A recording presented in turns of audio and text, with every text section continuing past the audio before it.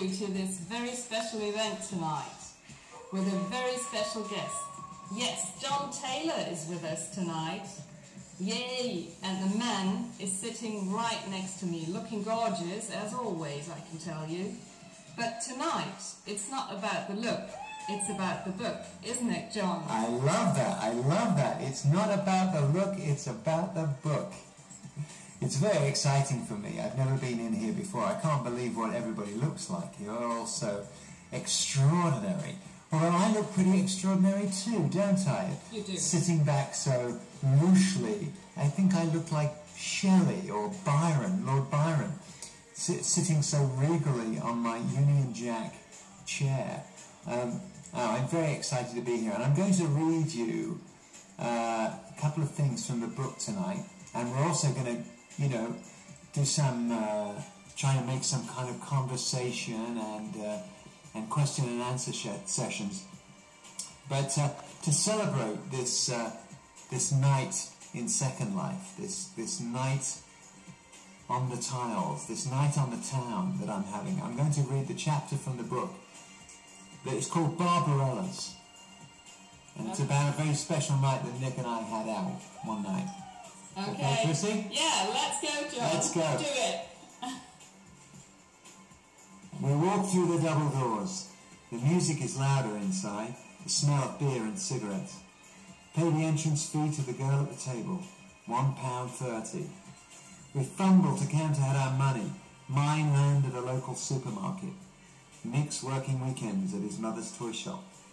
Get the look over from the bouncers. Be cool and don't attract attention, like that scene in Saturday Night Fever. The age limit at nightclubs in England is 18. I'm 17 and Nick is 15. But we've been here often enough to know we can get away with it. We walk down the carpeted hallway, the music ahead already at an impressive volume. At eye level, on the wall to our left, the place announces itself. The biggest nightclub in Europe, Barbarella's. Everything is shades of dimly lit red. It feels red. It smells red. The carpet is orange dark, and it's nice and warm inside after our 20-minute walk through the city centre to get here. Walk another 20 feet or so past the entrance to a small bar into which I've never been and don't remember ever being open. Past the loos, avoid if possible. One's always vulnerable standing there, open to attack, especially after the alcohol has had its way with the more violently minded punters. At the end of the red tunnel, Nick and I turn into the main club room. The music is now so loud that everyone has to shout to have an outside chance of getting heard. Communication adjusts to a new level of minimalism. Instincts surge. The DJ, Wayne, the plastic poser, is playing reggae. Cocaine in My Brain by Dillinger. Music that is dark and black and dangerous. I don't know who that Dalmatian is. He belongs to my friend Simon Jones. Simon, the boy in the picture, is he in the picture? Or maybe I cut Simon out of the picture. Let's have a look. Turning to look. No, the dog belongs to my friend Simon Jones. Simon turned out to be the singer in a band called And Also the Trees. It's his dog, but I don't remember his name.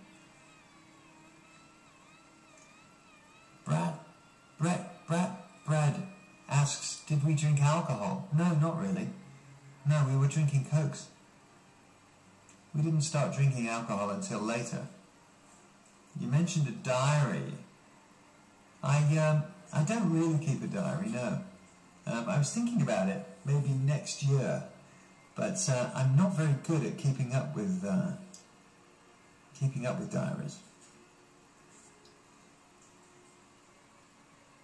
What was the deciding moment when you started to start a band, someone else?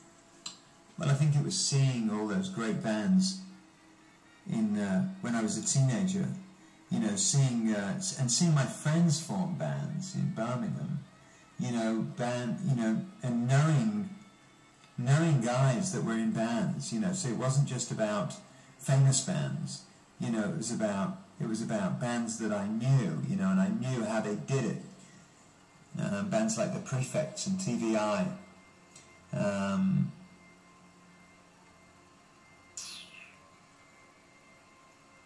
Nigel asks if we're planning to come to Minnesota. Well, right now, in the US, we're going to go to New York and Los Angeles. And I've been talking to the publishers because I want to go to other towns as well. But they need a lot of pushing and encouraging. So write to Dutton, email Dutton and tell them you want me to come to your town. Some of the highlights from the tour. Well, what a tour it was. Well, Hyde Park was a highlight. The Exit Festival in Serbia was fantastic.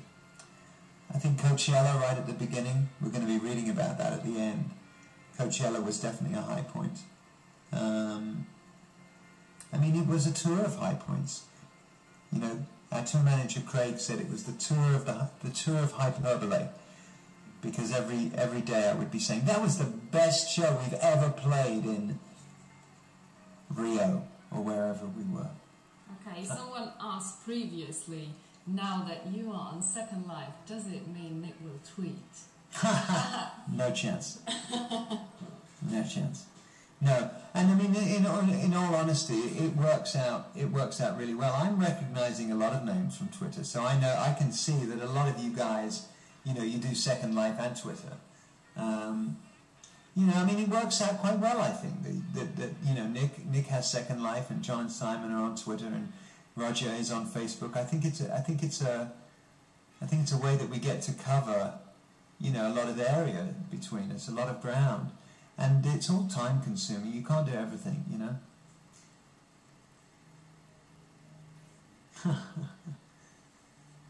Well, I couldn't imagine. Who's asking that? Kirsten's asking a film of the book. I don't see a, you know, I mean, I don't think the band would like that. You know, if my book was used as the basis for a film on the band. There's some interesting things, you know. There's some interesting moments in there that could be fun to film. But I'm not really thinking about that right now. Will it be released? Erica LeBon asks, will it be released in other languages? Well, we made the deal with Italy, and we made the deal with Germany, and I think for Japan. But we're working at it. I believe there's a big book fair in Frankfurt, I believe, coming up shortly. It is, yeah. Yeah, and so the agents for the book will be there, and they'll be selling the foreign rights to it there. So that's exciting. Is my book a reaction to Andy's? No, not at all. No, it's not a reaction at all. I mean, I was very happy when Andy wrote a book. I mean, I think there should be lots more books about Duran Duran. I encourage anybody to write books about Duran Duran. It's something I love books, you know, and I just felt I could do it, and I'm glad I did. We all are. Cheesy Bits asks, is the UK version of the book different than the US version? It's different in small ways. The cover, the title is slightly different. Who's this? What's she doing? It's different in small ways. Some of the pictures are different, but only very small ways. Brett, what musician is my biggest influence? Well, I think the Beatles are my biggest influence, and then Bowie, and then Bernard Edwards. You know, in that order.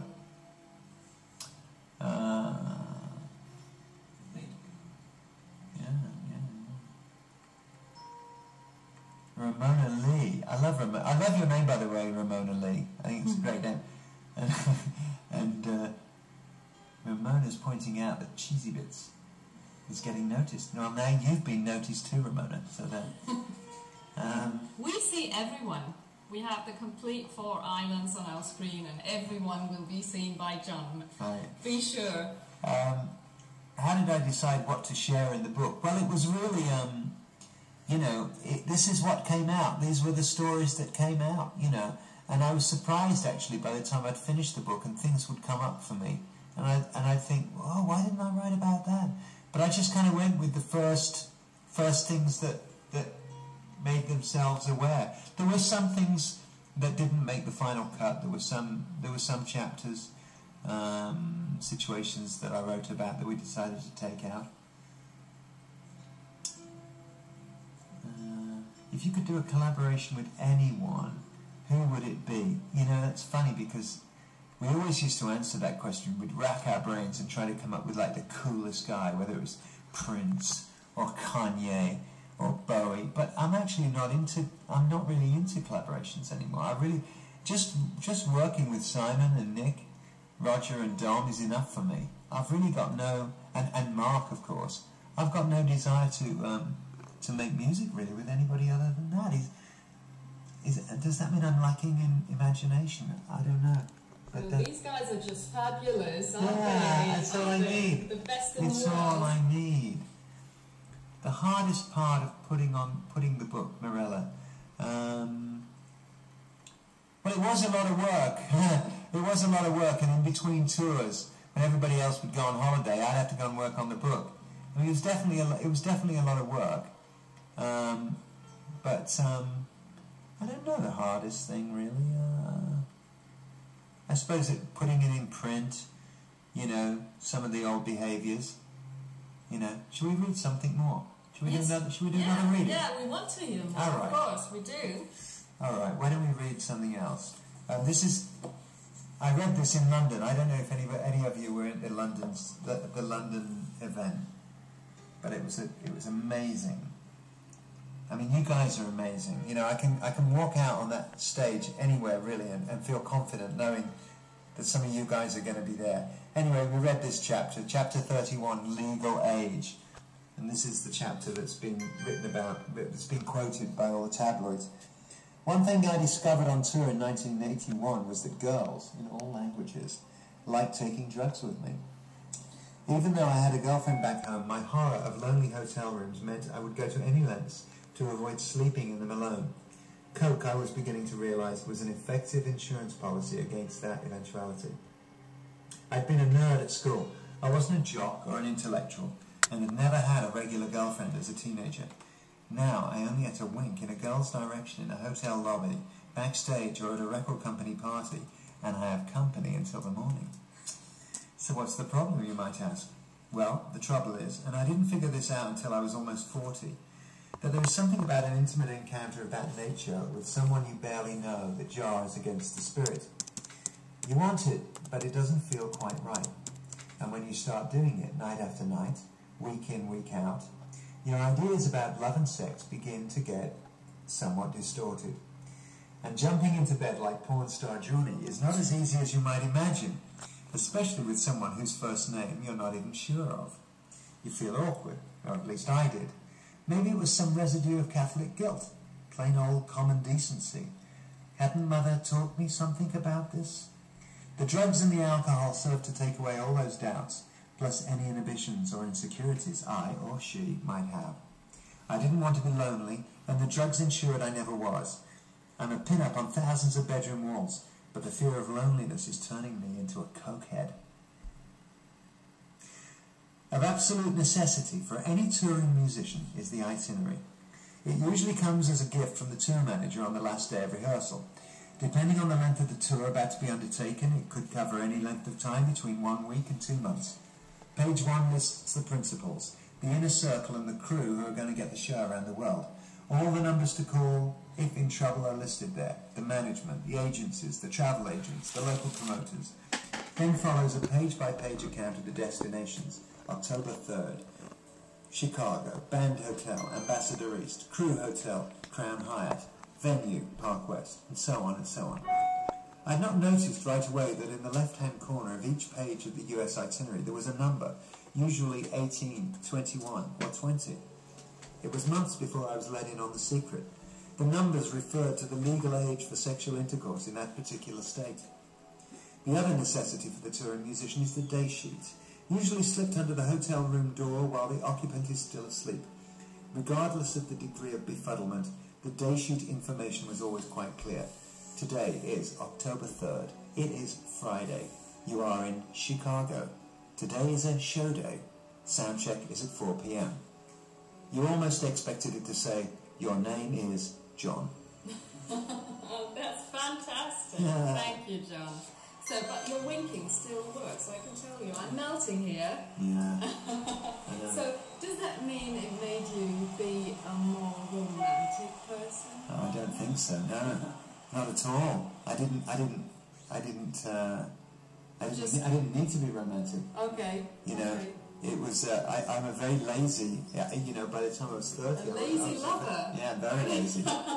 Very lazy. I didn't. You know, because it was too easy. I've had to learn to be more attentive. Okay. Yeah. Okay. Yeah. Now we're getting. Oh. So what's happening now? Would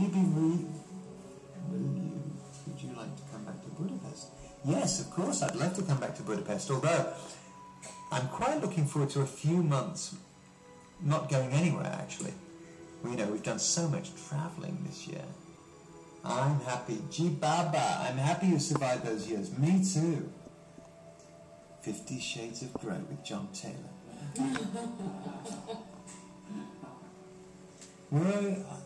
Kristen asks, was I nervous at the reading? Well, I was, but I've been nervous about this whole thing. Last week I was just nervous about everything. I'm nervous about this week coming up too. It's a different, you know, it's a different challenge, you know, putting the book out. But it's good, you know, it's good to challenge yourself and push yourself and do things that you're not used to, you know. And you do it well. Pushes really, me out of my comfort zone. It's really nice to listen to you. You could read the whole book to us. Yeah. Duran Croatia asks what's on my turntable these days. And, you know, I put the music together for the Stas Taylor show in New York last weekend. And I've just been, you're not going to believe this, I've just been listening to a lot of singer-songwriter music from the early 70s, like James Taylor and Jackson Browne, and really been, and the Eagles, a lot of harmony rock, like Crosby, Stills and Nash, really beautiful. I discovered this song by Linda Ronstadt called You're No Good, and it's just my absolute favourite song at the moment, do you know? You're No Good by Linda Ronstadt. I will, I'll play it tomorrow. It's fantastic. Okay, great.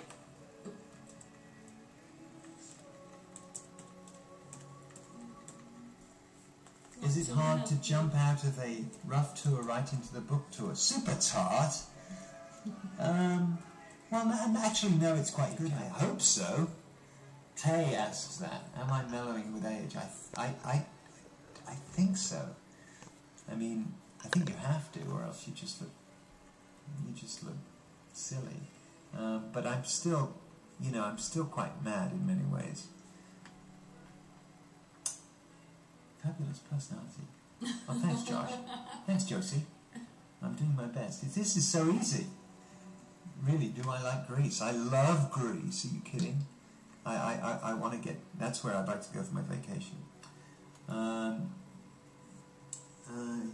Go back to Second Life. Well, we don't know, you know. I'm sure I will after this. It's so... It's easy and fun. It's a really good way to interact with you all. It is. Yeah. It is. Yeah. It really is. And we want to have you back. We really, really do. I do. You do? Yeah, I do. You do too. Hopefully. Questions are coming so fast. You guys are really great. Keep them coming, but we really have to take our time to look at them all. It will take a lifetime to get... Starry Eyes 3, it will take a lifetime to get rid of all your anger now. I don't know if I've got that much anger, actually. I don't know. Is that really what you meant? I don't think of myself as an angry person. I think we've all got a build-up, we all get a build-up of resentments, but I don't think of myself as an angry person. Maybe you know something about me that I don't know. You look quite happy now. Yeah. When I look at you. What's the name of my... Debbie Zong! What is the name of my favourite bass? Arthur. Do I want a Mirella do I want to continue with the writing career? Well, I don't think of it as a writing career, but I would like to do more of it. But I need to make time to do it, you know, and I've got to figure out what I would want to write about next. I think I'm happy having gotten this out, and a couple more months of this and I'm going to be ready to go and write some songs again. Have any of the other band members read my book? Anything that they disagree with? No, none of them have read it yet. I know Roger's very keen to read it, and he asked me to bring him a copy next week. Simon said he would listen to the audio, but Simon's a big fan of audiobooks. And Nick, I gave him a copy last week, but he's not going to read it because he said he doesn't want it to influence the book that he's going to write one day. So I said, good, makes sense. Did you give something away now? Well, you know, the thing is he about to write? I don't think so. I said no, he's not. But I said, you know, his book would be so different to mine. Okay. You know, and he hasn't even read it. No, but I know. Knows you that well. No, I know him well enough to know that his book would be very different to mine. Okay. You know, he wouldn't talk about the same kinds of things. Okay. I mean, he might have written a scene like that about Barbarella, but I don't know. I mean, he could do something completely different. But Nick, I think, is more of a visual person. I think, you know, if Nick does put a book out in the next 12 months, it'll almost certainly be photographic. Okay. You know, and I think that's more his bag, really. Okay. Because he's a great photographer. So, what made you think that now it's the right moment to write my autobiography? What was it? When did you decide? And well, it was losing my dad. You know, my dad, you know, it's coming up to the 3rd anniversary of his death. Mm-hmm. And, you know, when he died, I just lost the connection to Birmingham and the Midlands, and I brought all this incredible memorabilia out of the house. Mm-hmm. I started getting sentimental for Birmingham and, you know, growing up, and it was part of the grieving process, I suppose. And then I was approached by an agent at the beginning of last year, and I didn't think I'd have the time, really. But then when Simon got sick last summer, we cancelled all those shows, and that's when I decided to do it. Okay, great. Yeah. We really do. So Ruby Le Bon, what's with the Sir Roger Moore? Sir Roger Moore's on TV tonight, isn't he? I know he's on TV tonight. I like Roger Moore, but Connery's my favourite Bond. Anybody that knows me. God bless my dad. Absolutely. There's quite a bit about my mum and dad in the book, actually. Somebody said to me last week, it's a love letter to your mum and dad, this book, isn't it? I said, yes, actually it is. And then somebody else said, it's a love letter to Birmingham, this book, isn't it? I said, yeah, actually it is. So...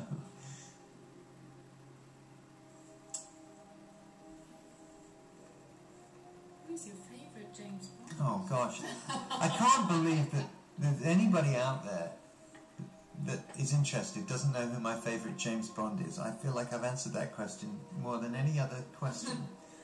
Rock and Roll Hall of Fame shunning us. Debbie, I don't give a... That was a clear answer, wasn't it? Talk about making Dom a permanent member.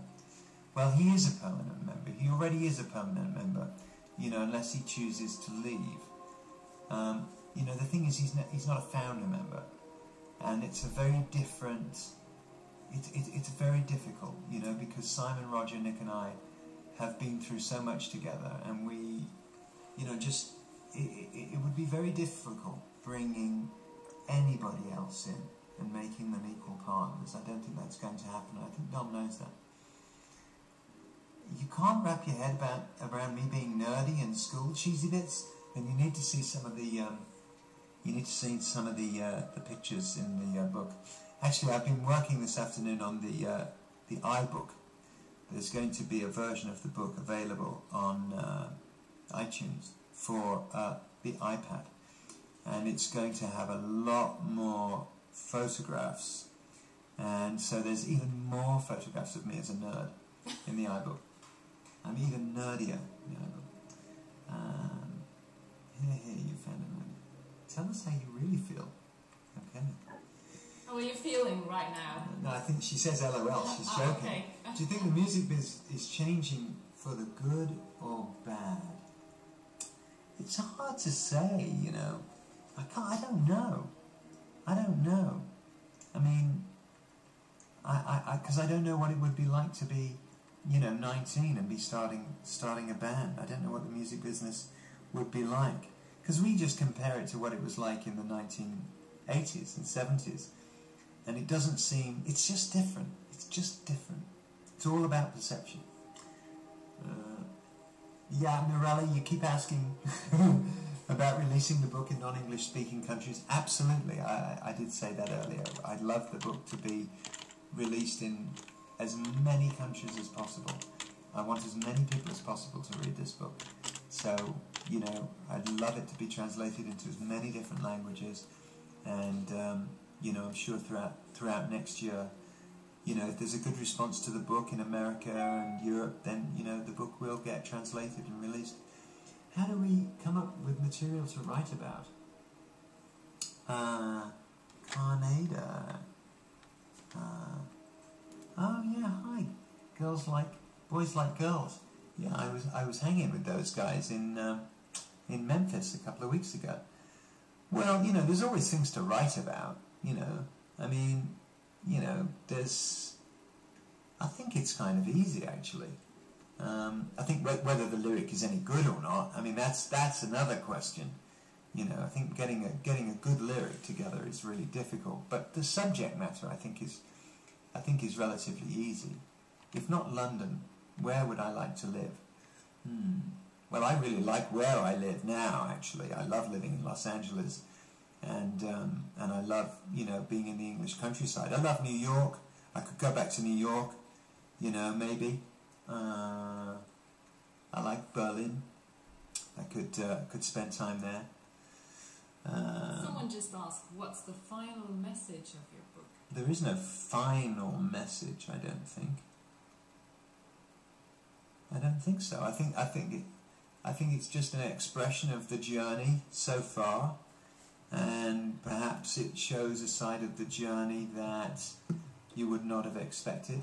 It's definitely shows what goes on behind the curtain, after the makeup is wiped away. Yeah, that's what we all want to know. Yeah, I mean, and that's why, everybody's book would be different, because everybody had a different experience. Well, I've used Ordinary World as an epigram in the book. And it is the title. Learning to Survive is the title is the title of the chapter about my dad at the end. So yes, they definitely connected. No, they cannot leave. It's a rule. Oh, okay. Pre-sales through Amazon. Good. Yes, I believe they are. Yes, I mean everybody working on the book was very happy on Friday with the initial response to the book. So we'll see. We're doing a lot of work this week. If there's anybody out there who's going to be coming to Manchester or Birmingham or Glasgow, give me a shout. Give me a shout out. Do I believe in reincarnation? No. Do you believe in aliens? No. Ghosts? No. Okay. So that's sorted. Real life's hard enough for me. Amazon said sooner than later. What does that mean? I don't know what that means. I mean, the book entered the 100 best books, didn't it? Right away on Amazon. Did it? Yeah, I did. I read it. Good. Coming to Birmingham, Izzy Duran. Yeah! How are the doggies? God, I miss the doggies. If anybody's got a dog they could lend me for the rest of this trip to the UK. Do I believe in shame? Yes, most definitely. In fact, shame features quite heavily in the second half of the book. Book signings in Canada. We're working on Toronto. We're working on it.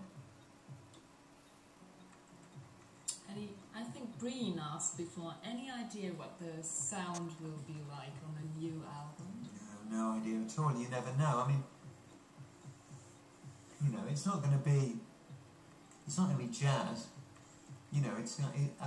It's going to be interesting to to be able to build on All You Need Is Now. You know, working with the same producer, working with the same guitar player. Mark is great. Yeah, that we don't have to reinvent ourselves. You know, that we can just, you know, we don't have to because the last 4 albums were so different from each other, you know. And it seems like every time we do an album, we've got to kind of reinvent the sound of the band. And I feel this time we don't have to do that. We just got to write to our songs. Just relax and make good music. Yeah, just That's relax and play.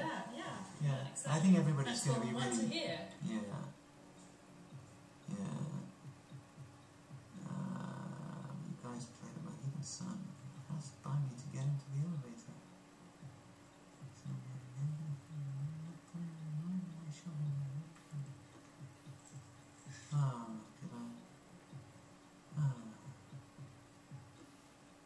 Do I like this time of year, fall Halloween? I do, Nicolette Ripley. I like all the seasons. I think spending so much time in Los Angeles, you know, where it's like the same day, 365 days a year, I really appreciate the seasons. And I was dying to get to England to experience autumn, as we like to call it here. But yes, I like all the seasons. One thing Simon and I both love, well, doggies, of course. I mean,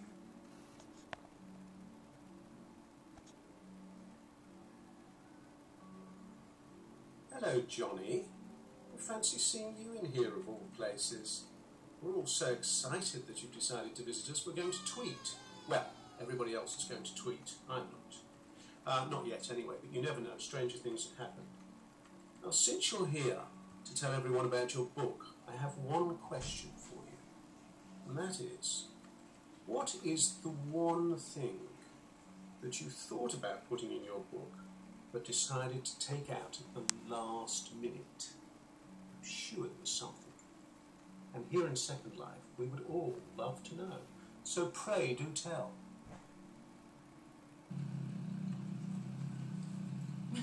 Difficult one, hard one. You know, I had a whole chapter that was like I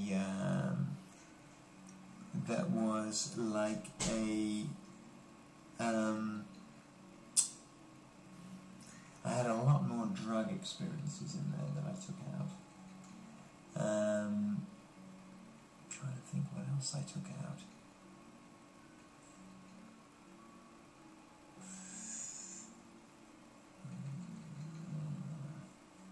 Tell us about all the things we miss.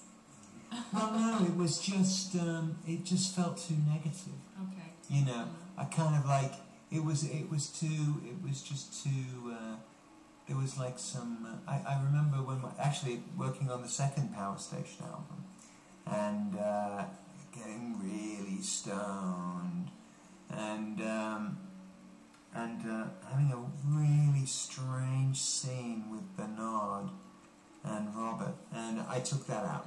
So that's going to have to do. That's going to have to do for the answer. Was it actually hard for you to write about all these things? Now they really lie behind you. Well, it's easy. Well, I'll tell you one thing. It's a lot easier to write about people that aren't here anymore. Okay. I mean, you can say anything about people that aren't alive. Yeah. You know, but like the guys that have to really be careful. You know, because I didn't want to lose any friends over this. You know, I wasn't trying to sort of like expose anybody. Or, you know, in a bad we've way. got such a great relationship at the moment. We've had such a good run this last couple of years.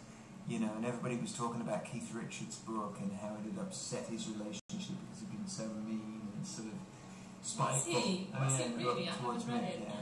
Yeah. Have I warned my children again about drugs? I'm afraid they're past that point already. But it would have to be warts and all, you know, because it was so crazy. But I think reunions are difficult anyway, you know. And I didn't want to write about that at all, but I had to have one chapter in there about it. Okay. What was crazy? If you say it was crazy, what did you feel was crazy? Well, it's crazy because you've got people that really haven't spoken to each other for 20 years, and then they're going to try and make a record together. And not just a record, like a record that reinvents the sound of the band, that is like the most, you know, that has a hit song on it. you know, it A was... lot of pressure then. Oh, yeah, when in actual fact we didn't even know, nobody knew each other, you know, and also our styles had changed, you know, we weren't the same musicians that we had been, and everybody had, everybody had different ideas about what it should be like. It was difficult, it was very challenging, that was.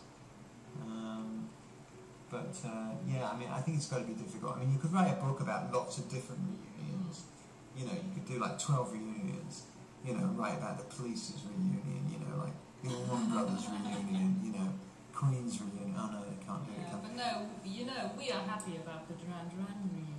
Yeah. That's all. Yeah. Well, you know what? Well, let's read one more passage, okay? Would you do that? It's for the us? last Really? passage. An encore. Yeah, because Okay, it's the great. one the most. That's great. It's most resonant. Isn't for John now. just amazing? Just doing this for us. Yeah, Joni Sue's picked that out. Because I was a band stalker. I was. So there's a lot about my time as a fan in the book. Really? Yeah, as a fan of other bands. Yeah. So Coachella, Indio, California, 17th of April 2011. Behind the stage, to the side of the ramp, our band has gathered. We stepped off the pair of golf carts that have brought us the half-mile from our dressing room in battery-powered silence. The air is warm and electric blue. We acknowledge each other without words, using nods and smiles, backslaps and other gestures of encouragement. Instincts surge. Every other concern falls away. Since 1981, we have released our songs on vinyl, cassette tape, CD, digital audio tape, minidisc, ringtones, MP3, streaming and download for purchase or rental. I've long since learned to relax and cease worrying about how the music finds its way to your ears. Just play, just write.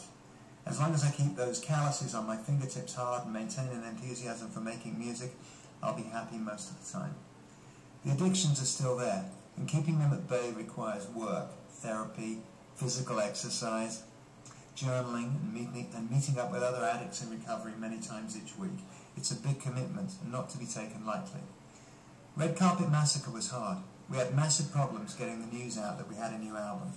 No radio play, no MTV, and no interest in writing about the band at Rolling Stone or the NME. But by the time we released our most recent album, All You Need Is Now, things were different. The industry had learned to love iTunes. In December 2010, we released the album as an exclusive digital download. The album went to #1 on almost every iTunes chart around the world. It was one of the most thrilling moments I have had in 30 years of being in the music business. I could feel excitement around the band begin to build again. I joined Facebook and Twitter. Social networking put our fans back in touch with us and put them back in touch with each other. By the time we began the All You Need Is Now tour, which tonight's performance at Coachella is a part of, excitement levels had reached fever pitch. We've come a long way together to get to this holy place, Coachella, and a lot has changed in the last 30 years. Cell phones, computers, SUVs, nose hair trimmers, supplements, Propecia, paperless itineraries, in-room humidifiers, steam rooms, saunas and gyms, pre-show massage, Twitter, Spotify, Second Life. Touring with 3,000 songs in my pocket and 30 books on an iPad. Therapy by Skype. Great coffee everywhere. Another difference is out there, where there are just as many men as women in the audience tonight.